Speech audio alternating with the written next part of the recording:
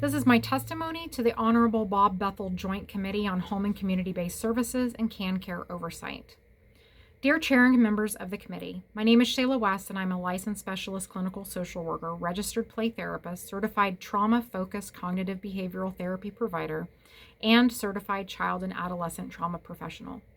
I have worked in the mental health field in Kansas for 30 years, first for nonprofit agencies supporting individuals with intellectual and developmental disabilities after the closure of Winfield State Hospital, then within Kansas's public mental health system at community mental health centers and their affiliates, before entering private practice in 2011. I currently own and operate a private behavioral health practice in Wichita, Kansas. I would like to first acknowledge and extend my appreciation for the committee's longstanding commitment to improving behavioral health services through CanCare and strengthening Kansas's behavioral health workforce. I am writing to respectfully request the committee's review of the credentialing practices used by the Kansas Medicaid managed care organizations, Healthy Blue, United Healthcare Community Plan, and Sunflower Health Plan.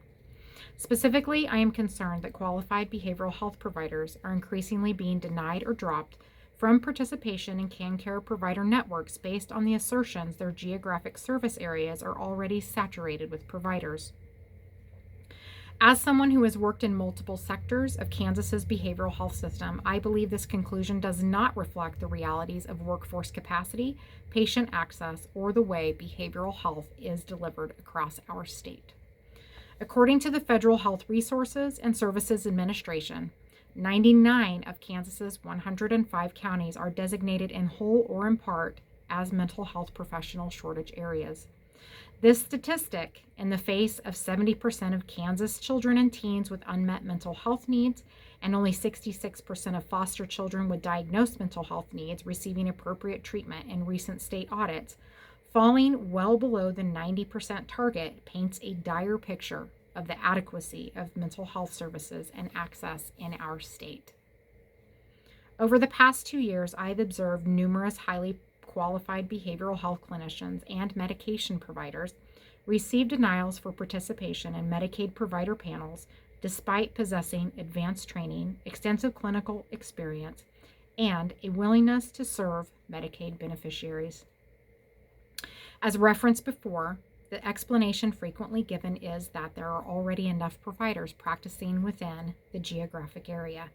This answer was also given to private practitioners simply moving from a group practice to an individual practice, effectively decreasing the number of providers paneled. Some providers denied were in an already deficient area of the state. Respectfully, this rationale appears inconsistent with the well-documented behavioral health workforce shortages Kansas has already been working diligently to address. Kansas has long recognized that behavioral health workforce shortages represent one of the greatest barriers to accessing care. This recognition is reflected in significant state investments, including the transition of community mental health centers to certified community behavioral health clinic model, appropriations to expand psychiatric residency programs, recruitment and retention initiatives for behavioral health professionals, expanding behavioral health services through telehealth, development of a behavioral health center of excellence, and construction of a new state psychiatric hospital in South Central Kansas. These investments are commendable and represent an important commitment to improving behavioral health care. They also demonstrate that Kansas itself recognizes the need to expand, not limit, behavioral health capacity. Community mental health centers remain the foundation of Kansas's publicly funded behavioral health system. They provide indispensable crisis intervention, outpatient treatment, community support services, and care for individuals regardless of their ability to pay. Yet they continue to face significant challenges, including workforce shortages, increasing demand for services, financial pressures associated with caring for uninsured patients, recruitment and retention difficulties, and unique barriers affecting rural communities. Historically, many clinicians began their careers within community mental health centers, where they gain invaluable experience serving individuals with serious mental illness and complex psychosocial needs. As those clinicians progress professionally, many pursue advanced certifications, evidence-based treatment models, and specialized areas of practice that are often more feasible to develop within private practice settings.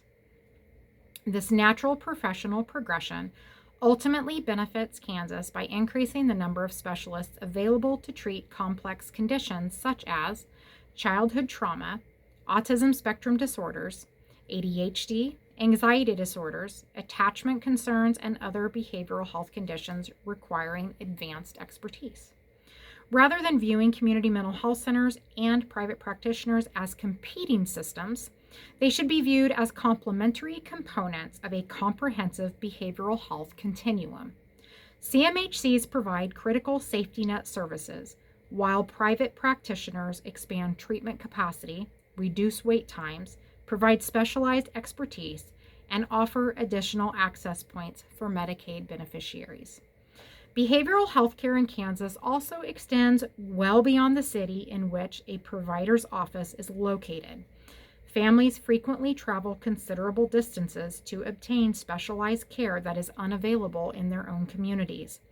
In addition, telehealth has transformed behavioral health delivery by allowing providers in metropolitan areas to serve patients throughout rural Kansas. For these reasons, provider network adequacy should be evaluated based on meaningful patient access, not simply the number of clinicians whose offices happen to fall within a geographic boundary. A meaningful assessment should consider whether providers are accepting new Medicaid patients, appointment availability, specialty expertise, telehealth capacity, language accessibility, and the actual travel burden experienced by families seeking care. When qualified professionals are denied participation in CanCare networks solely because of office location, the result is reduced access for Medicaid beneficiaries, despite the availability of clinicians who are ready and willing to provide treatment. This creates what appears to be a significant policy inconsistency. Kansas is investing substantial public resources to recruit, educate, train, and retain additional behavioral health professionals because of recognized workforce shortages. Yet, at the same time, managed care organizations may deny qualified clinicians the opportunity to serve Medicaid beneficiaries based on assertions that there are already sufficient providers in those same communities. These two positions are difficult to reconcile. I respectfully ask the committee to examine the methodology used by the CanCare managed care organizations when determining provider network adequacy and geographic saturation. Specifically, I encourage consideration of the following questions. What objective standards are used to determine that a behavioral health service area is saturated? How do MCOs evaluate meaningful patient access rather than simply counting providers by office location? Are provider-to-member ratios adjusted to reflect providers who are actively accepting new Medicaid patients? How are pediatric behavioral health specialists, trauma specialists, and other clinicians with advanced expertise incorporated into network adequacy calculations? How are telehealth services and cross-county patient utilization considered? How do these determinations align with Kansas's ongoing investments to expand the behavioral health workforce? Kansas has demonstrated a clear commitment to strengthening behavioral health services through significant legislative investment and thoughtful policy reform. Those efforts should be matched by provider network policies that maximize, not unnecessarily restrict, the participation of qualified clinicians willing to serve Medicaid beneficiaries. As someone who has devoted my career to serving Kansas children and their families, I believe that expanding access to qualified behavioral health providers is consistent with the goals of CanCare, the state's workforce initiatives, and the legislature's continued investment in behavioral health infrastructure. Improving transparency surrounding network adequacy determinations may help maximize access to qualified providers while supporting the state's continued investment in behavioral health workforce development. Thank you for your service to the people of Kansas and for your thoughtful consideration of this critical issue.